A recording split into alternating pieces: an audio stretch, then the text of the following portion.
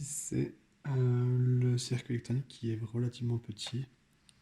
On peut aussi voir l'emplacement pour les piles ici, le haut-parleur, le câble avec le stylo de l'autre côté ici, la prise jack et le connecteur micro USB. Alors sur ce côté du PCB, on peut voir principalement donc une RAM externe Etron-Tech que vous voyez au centre, avec ces dizaines de pins directement soudés sur le PCB. On peut voir énormément de petits composants passifs ou actifs, des résistances, des transistors, de part et d'autre. On peut voir le connecteur au stylo à droite, la prise jack à gauche, un petit via, le fil rouge que vous voyez en bas à gauche, qui a été rajouté à la fin pour résoudre un petit problème sans avoir à refaire une révision du PCB. Et on peut voir cette sphère noire au centre. Alors vous allez me demander ce que c'est. C'est un microcontrôleur qui utilise une technologie qui s'appelle le chip on board. Qu'est-ce que cette technologie? Cette technologie en fait c'est qu'on va connecter un wafer. Donc un wafer c'est une couche de monocristallin semi-conducteur. Donc généralement c'est du silicium, on va graver du silicium, donc c'est la puce vraiment, et on va la connecter directement sur le PCB à la place de la connecter à un boîtier, comme on peut voir le boîtier Etron-Tech. Il faut savoir que par exemple dans le boîtier Etron-Tech, on a notre matériau, notre petite puce silicium qui est connectée au boîtier, et le boîtier est soudé sur le PCB.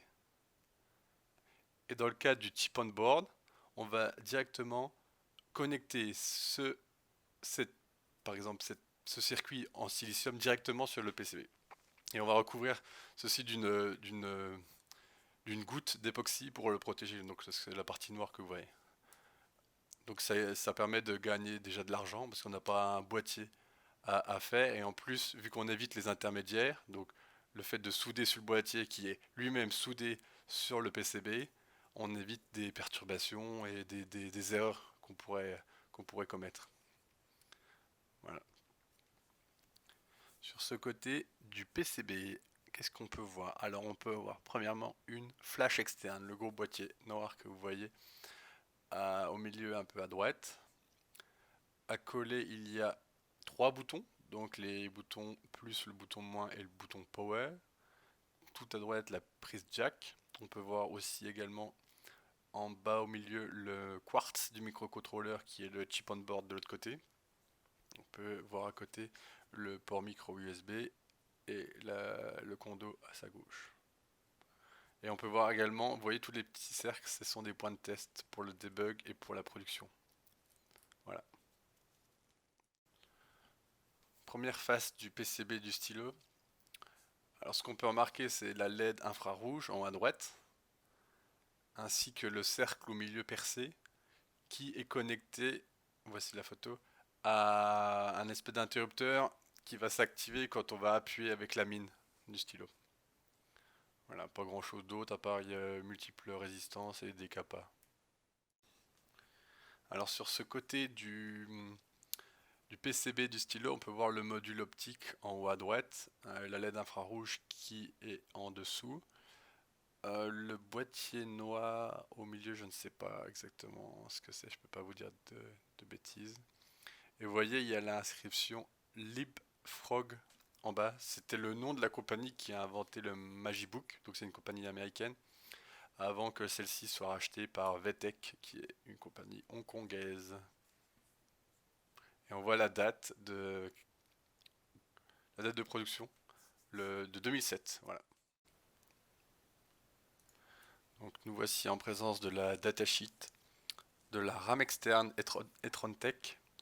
Donc dans notre cas, on peut voir que c'est une DRAM de 64 mégabits, donc 8 mégaoctets, qui est composée de 4 banques de 1 méga de 16 bits. Et on peut voir que les vitesses d'écriture et de lecture sont extrêmement rapides en nanosecondes. Nano, je vous rappelle, c'est 10 puissance moins 9 secondes. Donc c'est extrêmement rapide. Et dans notre cas, nous avons la version 6G, donc nous tournons à 160 MHz. Donc je vous parlais maintenant de la flash externe du Magibook. Donc c'est une flash Toshiba de 512 mégaoctets, donc 4 gigabits. Il faut rappeler qu'un octet égale 8 bits, un octet égale un byte en anglais, qui est égal à 8 bits. Donc cette flash utilise une technologie EEPROM, donc Electrically Erasable and Programmable Read-Only Memory, qui suit la technologie NAND. Donc rappelons rapidement les différences entre la RAM et la flash. Il faut savoir que la flash, c'est une non-volatile memory, c'est-à-dire que c'est de la mémoire non volatile, qui par définition veut dire que si vous éteignez votre PC ou votre Magibook, vous n'allez pas perdre les données, contrairement à la RAM. Vous éteignez le Magibook, vous perdez toutes les données dans la RAM, mais vous ne perdrez pas les données dans la flash. Deuxièmement, la flash généralement a des temps d'accès beaucoup plus longs. On peut voir ici, on est de l'ordre de la microseconde, voire de la milliseconde quand on doit effacer un bloc. Alors que la RAM, on était de l'ordre de la nanoseconde. Donc là, on est 10-6, 10-3. Après, il faut savoir que la flash a une structure de données qui est composée de pages et de blocs. Donc une page, c'est 4352 bytes, donc 4067, donc 4 kilos, plus 256 bytes pour les vérifications, ce qu'on appelle l'overhead, les vérifications garantir l'intégrité des valeurs. Et un bloc, c'est composé de 64 pages. Donc un bloc, c'est 256 kilos, plus 16 kilos de redundancy. Donc c'est 64 pages. Et il faut savoir que dans la flash, si vous voulez écrire des données à un endroit où c'était déjà écrit, il faut effacer. Et on peut effacer que par bloc. Donc on doit effacer 64 pages avant de réécrire des données dans celle-ci. Par contre, on peut programmer, donc les écrire page par page, mais on peut effacer que bloc par bloc. Donc je vais essayer de me faire comprendre. Donc on va aller à la page 28 ici. J'ai vu qu'il y avait une belle image. Donc sur cette image, on peut voir un page buffer. Donc on voit les 4096 et les 256 pour l'intégrité, on va dire. Donc ça fait une tranche en fait de notre base de données. Et on voit que 64 pages, ça nous fait un bloc. Et dans la flash, en tout, on a 2048 blocs. Donc on a 131 072 pages. Et donc admettons on veut écrire dans une page, il faut et qu'il y a déjà des données dessus, il faut effacer tout le bloc. Donc il va falloir effacer 64 pages avant de pouvoir écrire sur cette page. Voilà. Donc c'est la particularité de la flash. Voilà, c'est tout ce que je voulais dire.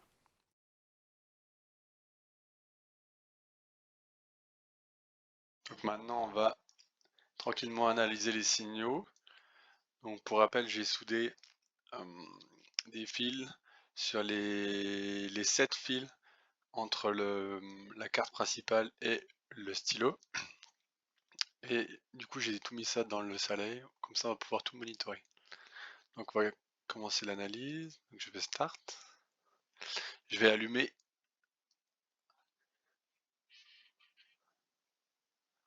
Voilà, donc là j'ai allumé le Magic Book et je vais appuyer quelque part. Voilà. On va faire un arrêt et on va observer ce qui s'est passé. Donc premièrement, on pense que la ligne bleue, ça semble être l'alimentation. La ligne verte, je ne sais pas trop ce que c'est. On dirait que la orange, la marron et la orange sont les deux à la masse.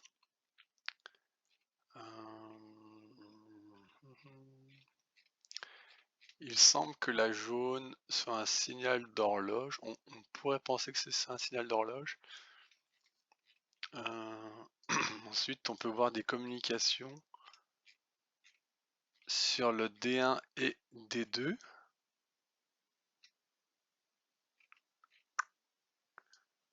Donc peut-être là, master slave. Donc le slave, ce serait le stylo. Donc ça, c'était quand on l'avait alimenté. Et on va regarder quand on faisait... Voilà, donc ça, c'est quand on a appuyé avec le stylo. Attends, je vais l'éteindre vite fait. Voilà. Donc qu'est-ce qui s'est passé? On a l'impression qu'on a eu l'horloge qui s'est commencé à émettre ici à une fréquence de 750 000 Hz. Ensuite, il y a eu certaines commandes du master vers le slave, qu'on dit à peu près les mêmes, donc 4 fois. Ensuite, 3 commandes, et là, impressionnant, il y a eu le stylo a envoyé énormément de données, transmis énormément de données, et là également, et ça plusieurs fois de suite. Je pense qu'en fait ça émet tant qu'on appuie, tant qu'on reste appuyé, ça doit émettre des paquets comme ça. Dès qu'on arrête d'appuyer, peut-être que le master reçoit plus rien, il émet une commande, suivie de différentes commandes, et après un certain temps, après on va juste mettre un marqueur ici, une paire pardon, ici, donc ouais, à peu près 10 millisecondes, 8 millisecondes, on arrêterait, ouais, 8 millisecondes, on arrêterait la cloque.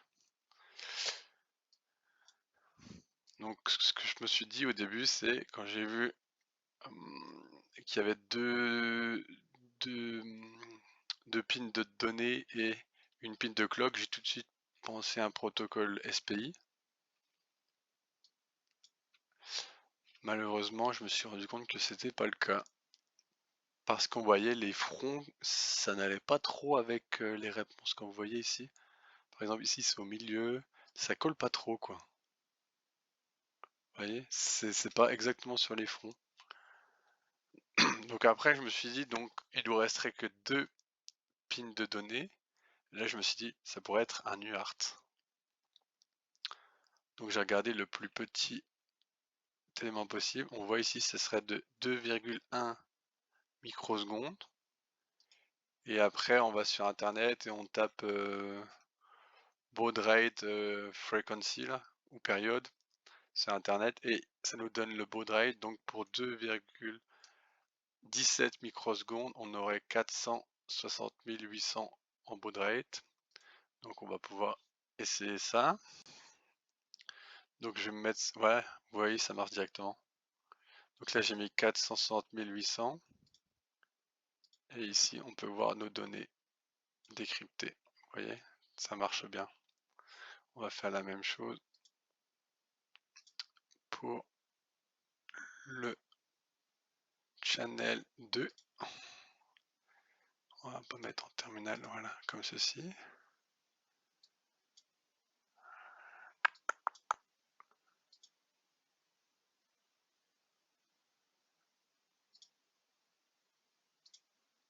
Là, je ne vais pas non plus l'afficher au terminal. Voilà. Donc, on peut voir les données affichées de façon correcte. Donc, on peut voir que chaque trame commence par 0x03, 0x80. À chaque fois, ça commence par 0x03. On peut voir ici. Alors, vous allez me demander pourquoi on aurait un signal d'horloge. Donc, mon hypothèse, ce serait que le master va cloquer le microcontrôleur du stylo, c'est-à-dire que le microcontrôleur du stylo n'aura pas un quartz ou un cristal associé, il sera directement, il chopera son signal d'horloge de la pin 4 que voici. Alors je me suis demandé après, qu'est-ce que ça voulait dire toutes ces données? Est-ce que ça avait un sens? Parce que ça me paraît énorme en fait, toutes les données que ça transmet. Moi je pensais que ça allait juste transmettre une position. Malheureusement, enfin, malheureusement, je pense que c'est plutôt intelligent de leur part, c'est que je pense que le stylo se contente juste de transmettre toutes les données brutes et tous les calculs, les choses comme ça sont faits directement dans le micro principal, donc dans le Magibook lui-même.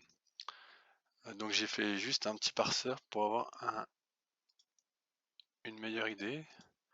Donc on va sélectionner les deux, on va l'afficher dans le terminal. Donc là on va mettre sur le Async Serial. Et on va en mettre un également sur le Async Serial 1. Voilà. On va aller ici. Tac. Et si je fais un reload, voilà.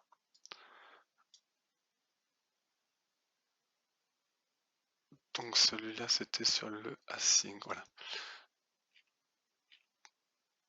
Donc ce que ça fait, le petit parseur Python, c'est que ça va afficher au-dessus de chaque trame, la trame en hexadécimal avec le numéro du paquet et aussi dans la console. Donc là on peut voir toutes les trames envoyées. D'ailleurs celle-là elle est un peu bizarre, il faudra peut-être regarder pourquoi. Il y a peut-être des fois des loupés, peut-être c'est à cause de la... Enfin on voit que les trois quarts des trames sont un peu les mêmes. On va mettre la même chose avec les sorties, voilà. Donc là on voit les numéros. Je vais juste mettre ça ici, comme ça on verra mieux. Voilà. Trame 46, 47, 48. Et donc là, c'est les énormes trames en fait qui sont gigantesques. Et 48, voilà. Vous voyez le payload qu'il envoie à chaque fois. C'est énorme. 49, ce serait celle-ci, ici là.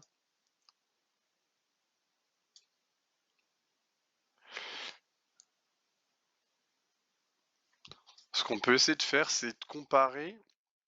Parce que là, je suis resté à un même endroit.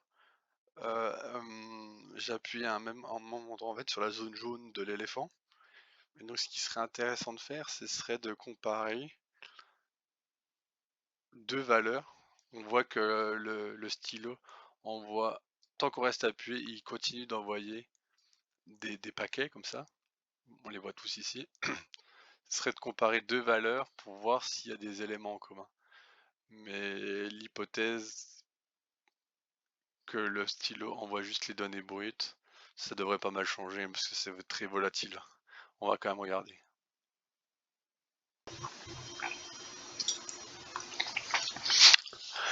Bon, voici la petite comparaison que je voulais faire précédemment.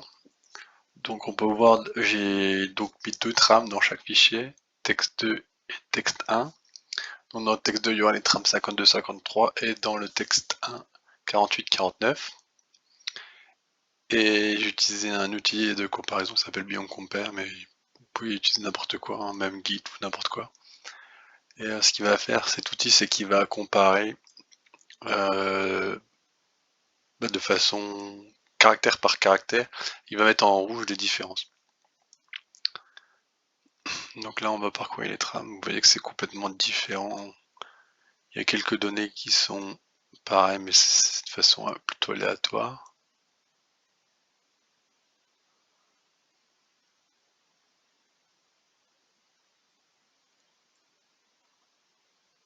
Ça demanderait énormément de temps pour essayer de comprendre. Juste à la fin, je trouve qu'il y a quand même plus ou moins de ressemblances. Donc il y a peut-être quelque chose qui se passe à la fin, mais je vais pas aller plus loin. C'est trop de boulot, quoi. Donc je vais m'arrêter là.